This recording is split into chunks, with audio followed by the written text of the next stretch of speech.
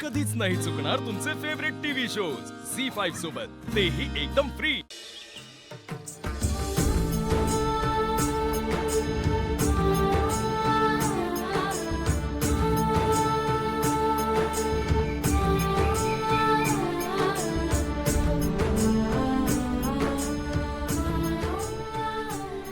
तुळशी आई, मला सारंग सरांची काळजी वाटते ग। काल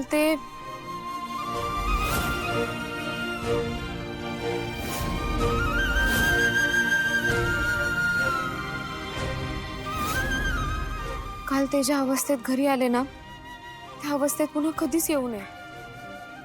आता तूच मला त्यांना सांभाळून घेण्याची ताकद दे बघ, कारण त्यांची काळजी घेणं ही माझी जबाबदारी आहे। आणि तूच सांग, त्यांचं पाऊल जर चुकीचं पडत असेल तर त्यांना योग्य मार्ग दाखवायला नको का?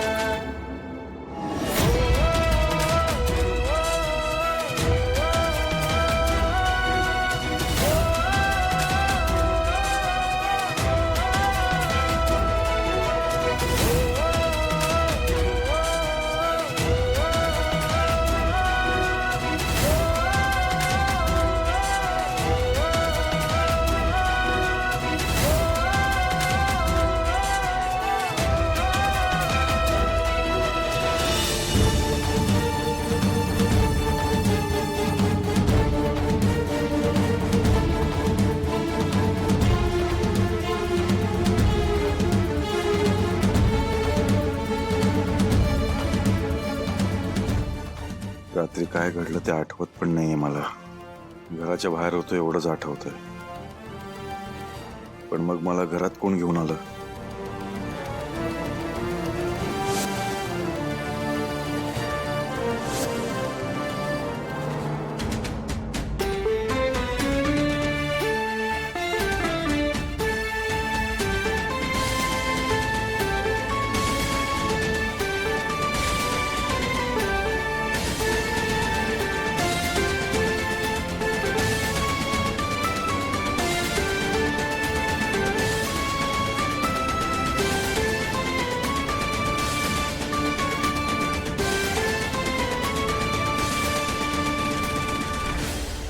काल रात्री तू नेलस का मला माझ्या खोलीपर्यंत?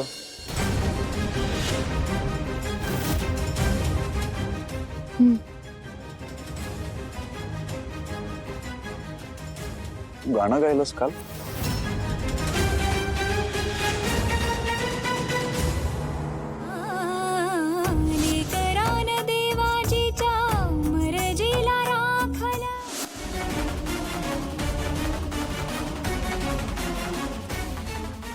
काहीतरी विचारलं मी तुला, तू गाणं गायलस का काल? मी तुम्हाला तुमच्या खोलीपर्यंत सोडलं बस। आणि गाणं? नाही,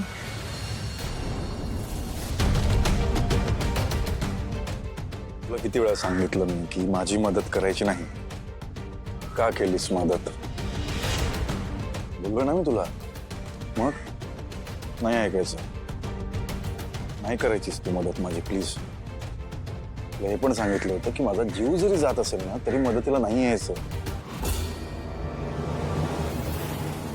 सारंग सर, नाही बोलायचंय मला तुझ्याशी। माहितीये, पण आज मला बोलावं लागेल. हे बघ, ऐकून घ्या ना सर. आपलं लग्न झालंय सर. भले ते कोणत्याही परिस्थितीत झालं असो.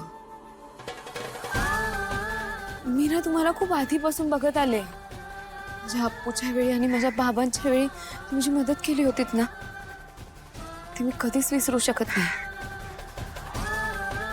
प्रत्येक कार्यक्रमात तुम्हाला बघितलंय, तुमच्याबद्दल ऐकलंय. हो, या घराची जबाबदारी तुमच्या खांद्यांवर पण आहे. मी तुम्हाला माहिती आहे ना, तुम्हाला काय झालं तर तिलोत्तमा मॅडमची काय अवस्था होईल. आणि मान्य आहे मला, तुमचा अस्मीवर मनापासून प्रेम होता आणि आत्ताही आहे. पण ती आता गेली आहे ना, ती नाही अस्तित्वात. पण म्हणून तिच्यासाठी तुम्ही तुमची अशी अवस्था का करून घेताय?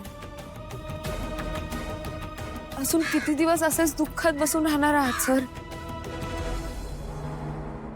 सारंग सर, तुमच्यासोबत फक्त तुमचं आयुष्य नाहीये तर कित्येक माणसांचं आयुष्य फक्त तुमच्यावर अवलंबून आहे. माहिती आहे ना तुम्हाला? तुम्ही जे खोटं वागताय ना, ते दिसतंय. का वागताय असे? तुमच्या आईंना बरं वाटावं म्हणून की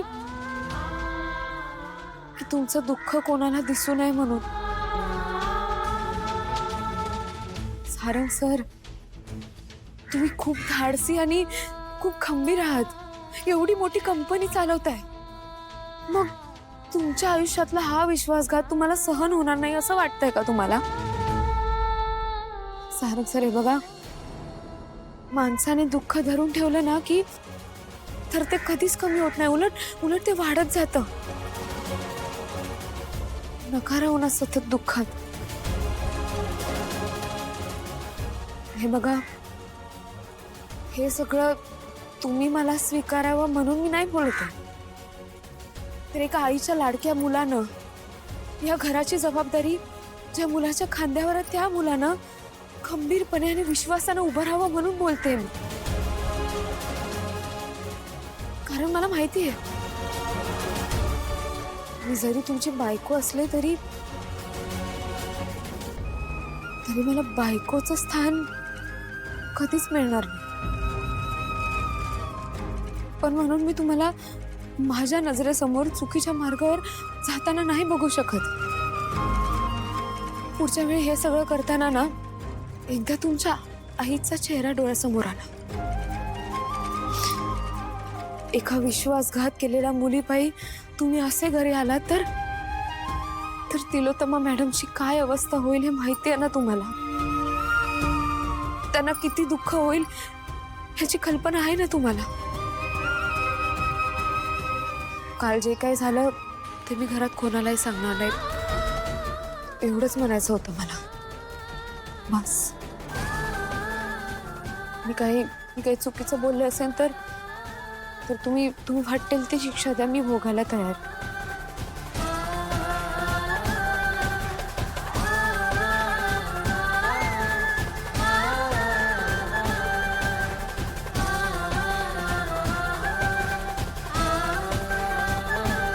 झी5 ॲप डाउनलोड करा आणि पहा सर्व एपिसोड्स एकदम फ्री.